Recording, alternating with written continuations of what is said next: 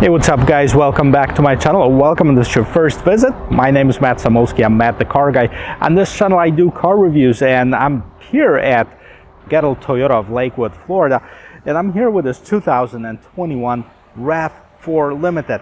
Now I'm going to take you on the tour of this vehicle. We're going to check out the exterior, interior. We're going to go inside and play with some cool and interesting features in it and see if after 25 years it's still one of the top vehicles to get in this market. So if you're ready, let's go.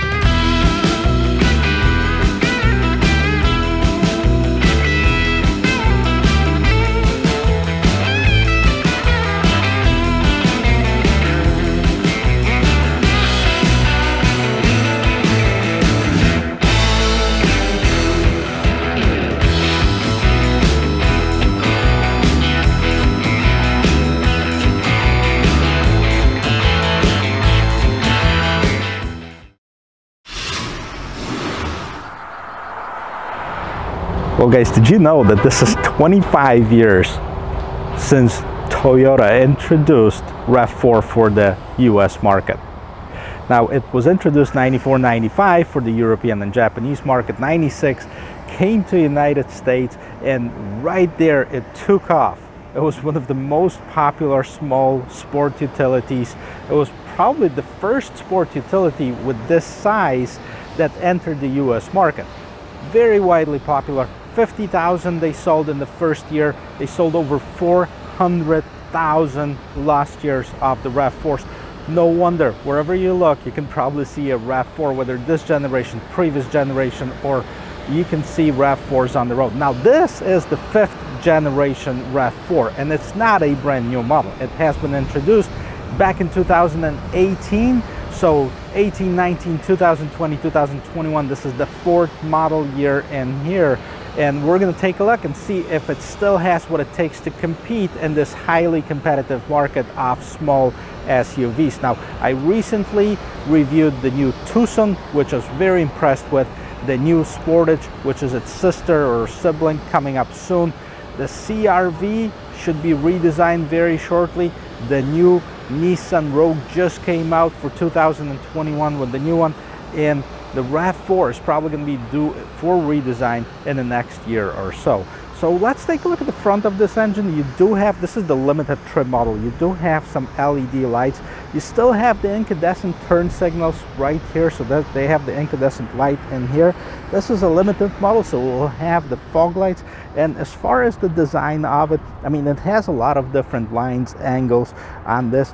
I think it makes it unique. It makes it kind of the mini 4Runner, if you will. It has different textures and it has different colors. So first of all, this blue color that this vehicle is dressed in. Now you have a little bit of this polished aluminum color on the trim. Big Toyota logo. This is where that Toyota sensing technology hides, right behind here.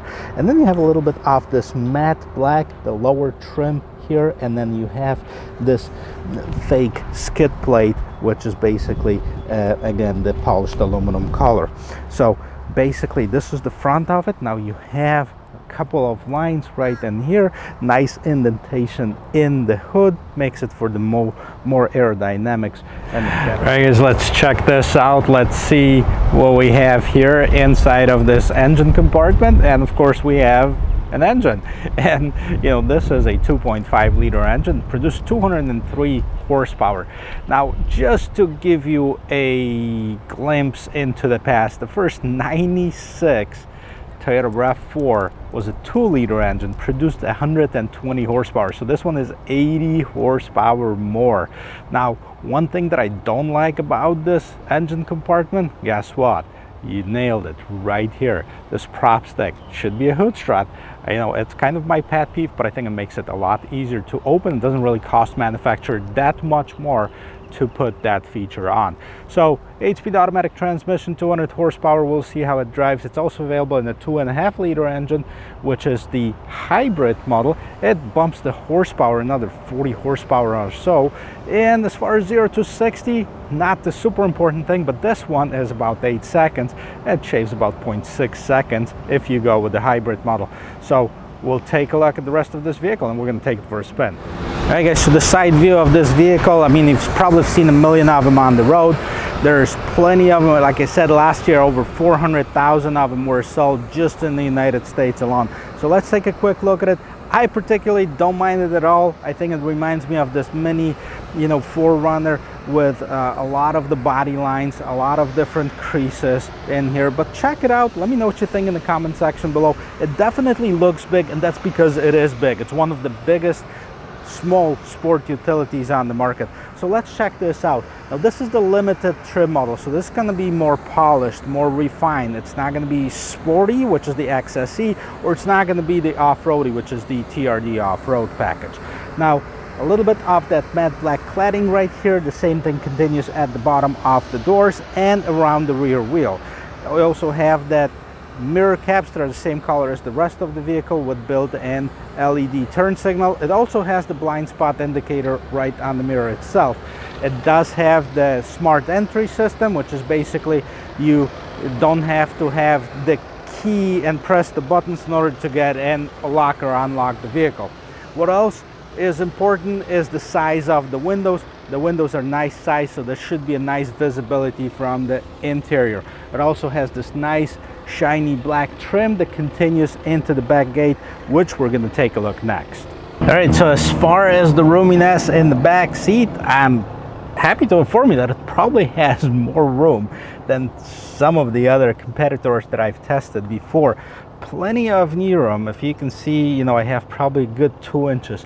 As far as the headroom, another 3-4 inches above my head. And this, I'm 6 feet tall. The front seat is adjusted to my regular driving position.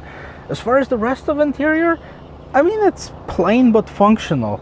Well guys, so I'm 6 feet tall. I fit very well into this space right here. I think it's got more room than some of the competitors that I've seen before, especially on the headroom, especially on the knee room. Now this, considering as a small sport utility, and it's got plenty of room, it's bigger than it looks. And I'm really happy about that, because for some people with the larger families that don't want to go to the mid-size, they want to continue with the compact SUVs, this could be the solution. It's kind of like in between in here. As far as the rest of the interior, let's take a look at the rear door. Nicely leather wrapped. I mean, it's kind of a two-tone design with the accents of aluminum in here. You do have a rear heated seats on this limited trim model. Then you have, of course, your regular window controls. A little bit of a storage underneath here. Speaker with the Rav4 branding. Now it is a JBL stereo, but you can see Rav4 on here. So as far as the seats, let's take a look. Let's go inside and check this out. So this is like the two-tone design, which actually fits nicely with this blue color on the exterior. It also does have this armrest that pulls down with 2 cup holders. In the back, you have basically just the ability to open and close the vents. You can't set up your own temperature or anything like this. And at the bottom here, you do have 2 USB ports in here. But again, roominess is the number one. Okay, so let's get a little bit up close and personal with the back end of this vehicle. Now, as far as the back, again, there's a lot of lines, there's a lot of creases, there's a lot of different trim levels right here. Now you can see the lights, kind of typical for the rest of the Toyota lineup. They kind of stick out from the rest of the body. You can see that on the Lexuses as well. And, they go around and wrap into this rear gate. Now it's a combination of the LED lights as far as the regular on stop lights and the incandescent turn signal, which not sure why they couldn't make it all LED, but maybe that's next time it's coming. So you also have your reverse light, the reflector lights. What else is here? In between those 2 lines, nice trim that kind of combines that, kind of pulls them 2 together. And then you have this rear gate spoiler with the LED light. Of course, you have your windshield wiper, which, I wish it was right here to combine, you know, hide it from the elements. What else do we have here? Now we have the rear view camera right on here, and the bottom of this car, this piece right here is the same matte gray trim that goes around the wheel wells as well as the bottom of the doors. Some reflector lights.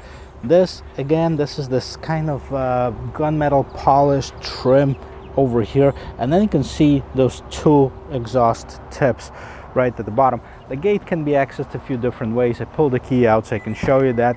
You can open it basically hands-free, and it opens up, and first of all, it opens up really tall. I'll show you how to adjust that gate settings once we get inside. But you know, I'm 6 feet tall. I have another 2 inches, so you don't have to worry about bumping your head and in here unless you're really, really tall. And I'm happy to inform you there's plenty of room in here. But yeah, let me just show you this. Right, so it does have a lot more room than on some of the other SUVs this category. I mean, it's got plenty of room. It's really nice and tall, very roomy as far as the back part of here. It does have a spare tire, which is a big plus in my book, especially on the vehicle that's off-road. And what do we have here? There's another compartment I can see, maybe not, in here.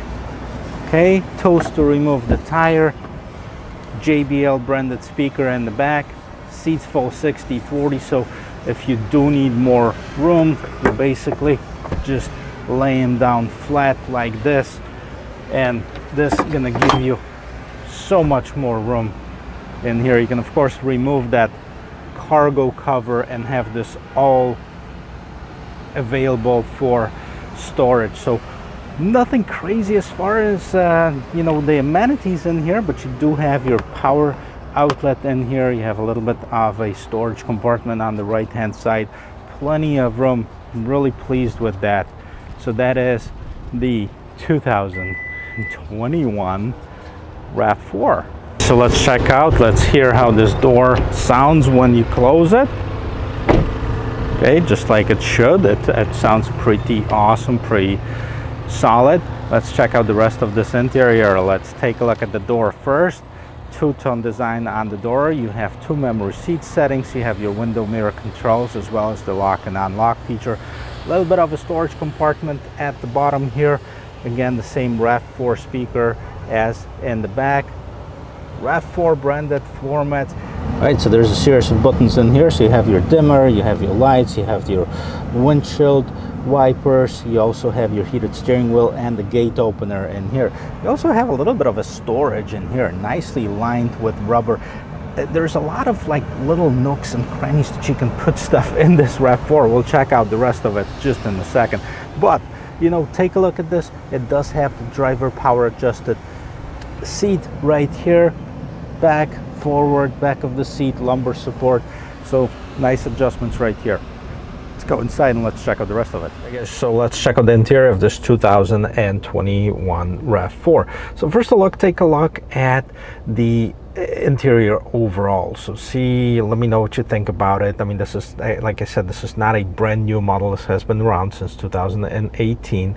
You know, if you ask my opinion, I like this multi-level kind of stacking of the materials on the dashboard. You know, they're all soft injection plastic right here. There's a little bit of this aluminum looking trim.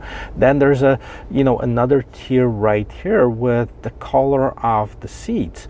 And you know, then you have this clever little area where you can put some stuff inside of here, and this is rubber lined, so basically whatever you put in there is not supposed to kind of move around. And then you have your regular glove box in here. If you take a look at the door panels right here, nice trim. I actually like that design. Again, it does have multi-colors in here.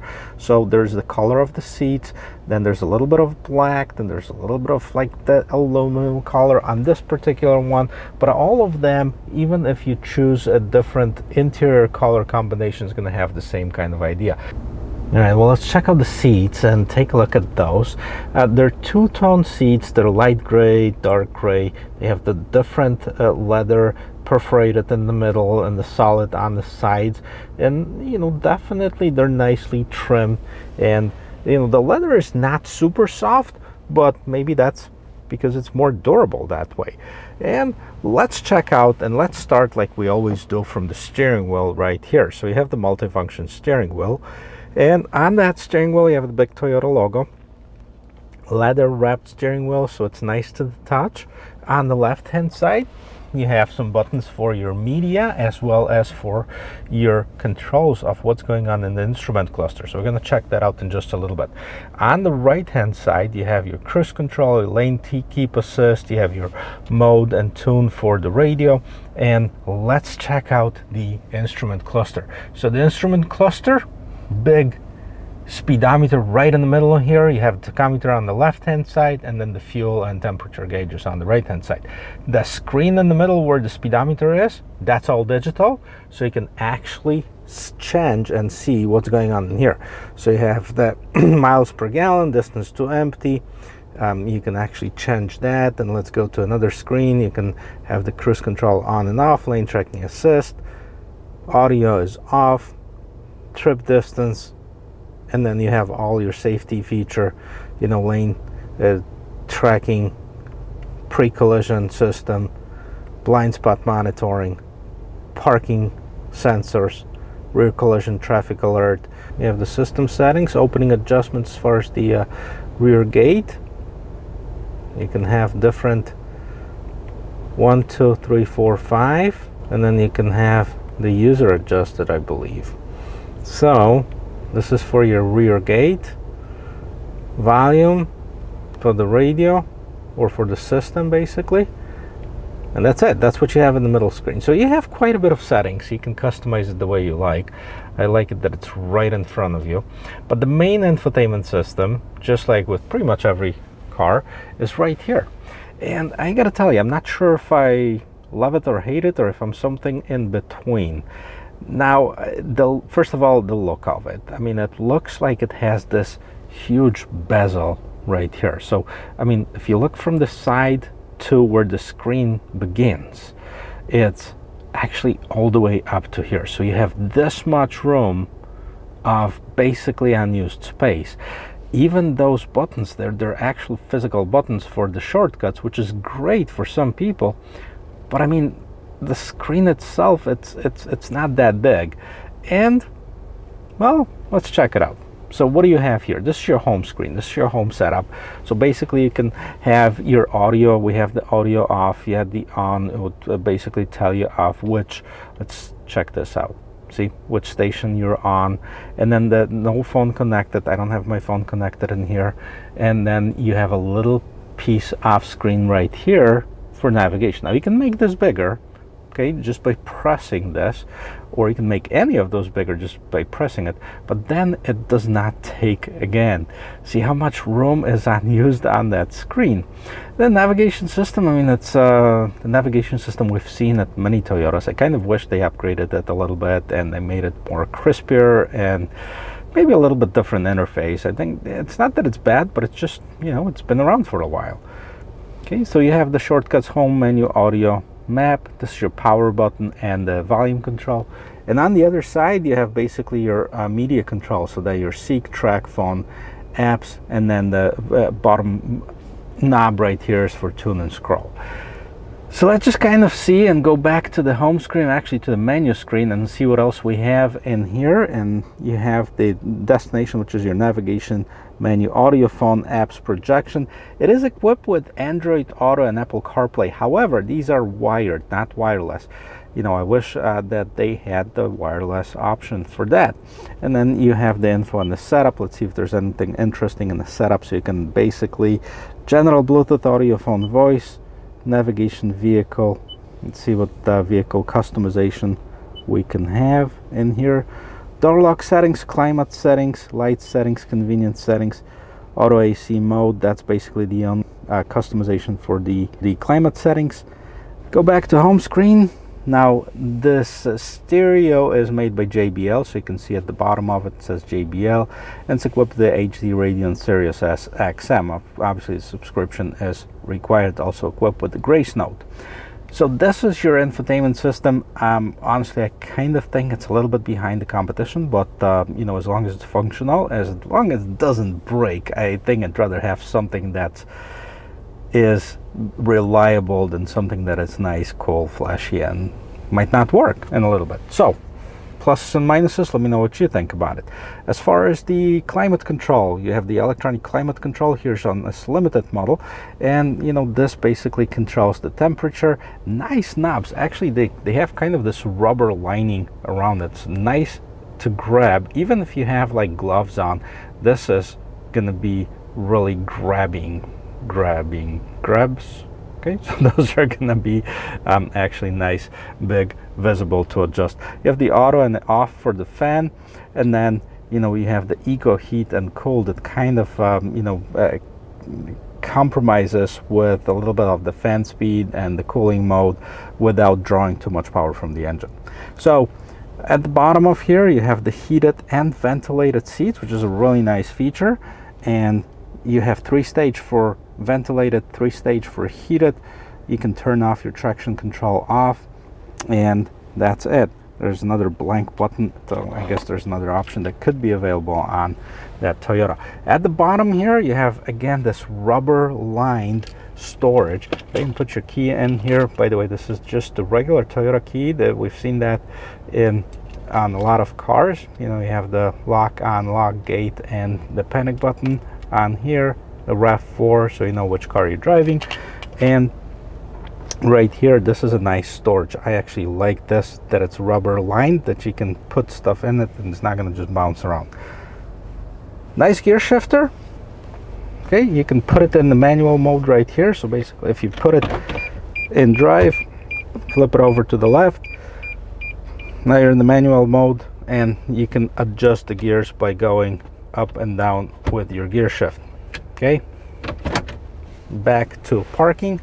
And then what else we have? Electronic parking brake. You have the park hold button, and these are your different driving modes: eco, normal, and sport.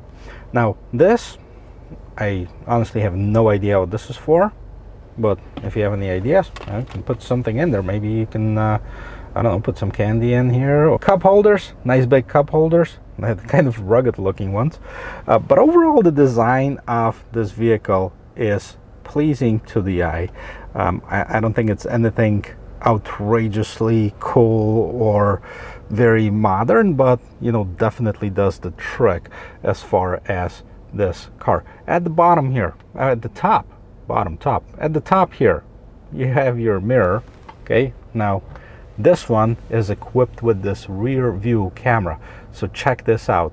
Okay, this by far one of my favorite features on any cars that they have, that you can actually flip this and make this into a monitor. This is your regular mirror right here. You can see this white truck sitting behind us, but if you turn that on, you can see that truck is a lot closer.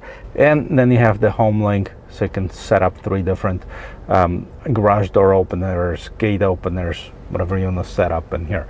On the top console in here, you have the light controls, you have the SOS button, and then you have 2 different settings for 2 different operations for your moonroof. You have the up and down, so you can basically tilt, or you can slide it open. So slide it open. Okay, nice opening. Let's in the light. No windscreen though, so that might be letting in some air inside of this vehicle. And then if you want to tilt it up, this is how it tilts up, just to have a little bit more air circulations in here. That is it. That is the interior of this 2021 Rav4. You have a little bit of mirror. Once you open this, LED light comes on. So, I mean, you can help yourself with the makeup or anything like this. And you have it on both sides. So that's a pretty convenient feature. Again, let's take a quick glimpse, last glimpse on the interior before we take it for a spin. Well guys, so I'm about to take this Rav4 for a spin. I gotta tell you, they're going so fast from the dealership. This is the only one that they got today, and it's almost gone. So if you're shopping for one, you know, check out Good Old Toyota of Lakewood, Florida. I mean, those guys still have a decent selection on the inventory, and see if you can make a deal with them. So RAV4, 25 years in the making. Right now it's available in, ready, 11 trims. So there's an LE, okay, which is the base one, $26,250 starting price. LE Hybrid, $28,800. XLE, $27,545. XLE Hybrid, $30,095. XLE Premium, $30,250. XLE Premium Hybrid, $32,800. Adventure, $33,355. TRD Off-Road, which I really want to do this one. Hopefully they'll get it soon, so I'll get to kind of update you on it. $35,980. XSE Hybrid, this is the sporty one, $34,750. Limited, $34,780, which is basically the one that I'm sitting in right now. And Limited Hybrid, $37,330. So those are the different trim configurations. Without further ado, let's put it in reverse. Really quickly check out the rear view camera. You know, like I said, the electronics on this car are still, you know, the older version. In my opinion, the camera is there. It doesn't have the trajectory lines. It doesn't move with the rest of the car, and the quality of the picture is not the greatest. I mean, that's really surprising from the manufacturer, who was really well known for its advanced in electronics and all that stuff. So as far as the turning radius, we're going to check that out in just a little bit, but I really want to quickly take that on the road and see the overall feel for this vehicle. Obviously, it is not the race car. It's not something that you're really gonna care for the 0 to 60, which, by the way, is probably somewhere in the 8-second range, but 203 horsepower. It's a lot more horsepower than it used to be back when they started. 120 to 203. So let's hit it. 8-speed automatic transmission. It is not a CVD. Holds on to the gear nicely, and going into this corner, and we're passing the bicycle. No, I'm just kidding. It actually feels pretty good. It's pretty solid feel. I remember when they had the RAV4s available in the V6 engines and the RAV4s with a 4-cylinder.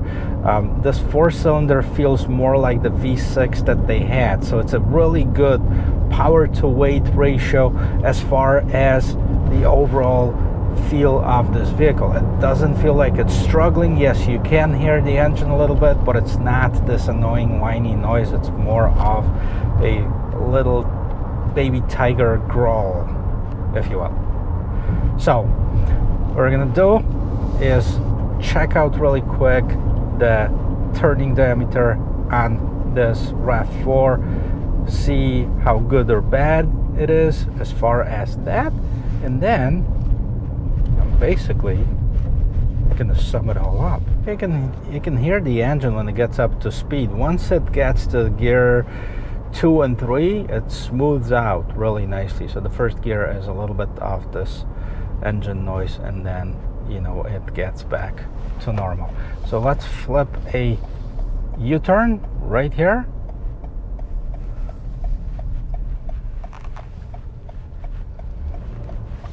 So actually, I'm gonna go back into the parking lot at the very end and do my spot test with the parking spots, but I think this one is a lot tighter than some of its competitors. So again, this is a really nice feature on this car. Tons of safety technology, the Toyota e-sensing, you know, you have these pre-collision warning, you have the pre-collision system blind spot monitoring, you have the rear cross traffic alert, and so on and so forth. So they really load up their vehicles. It's very nice, it's very safe. Overall, I will give this vehicle a big thumbs up, and if you like watching videos like this, check out the rest of my channel. There's a couple new features that are coming soon that I'm really excited about it, which you're going to be able to, well, I guess you have to subscribe to find out. But check out the rest of this channel, hit like, subscribe. I really appreciate every single view, every single subscriber. Thank you for being a part of Matt the Car Guy family. If you are already, if not, consider joining us, and I will see you in my next video. Cheers.